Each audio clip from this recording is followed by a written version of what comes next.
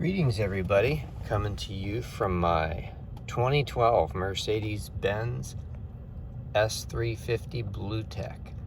So I just wanted to show something that's rather incredible on this car. I actually filled this thing up, I don't know, well actually let's see.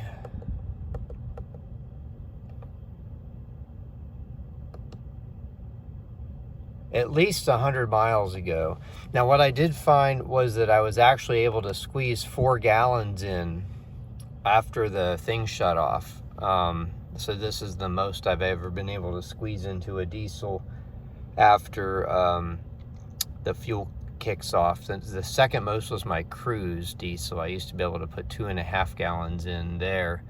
So that'll, I don't like refueling, so that'll actually, every 5 tanks I'll get a free tank of not having to refuel.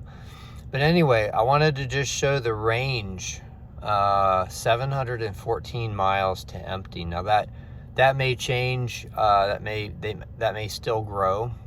I just had a bit of a highway trip, and yeah, it seems to be probably a little confused because it's overfilled, but still it's just fun to see that.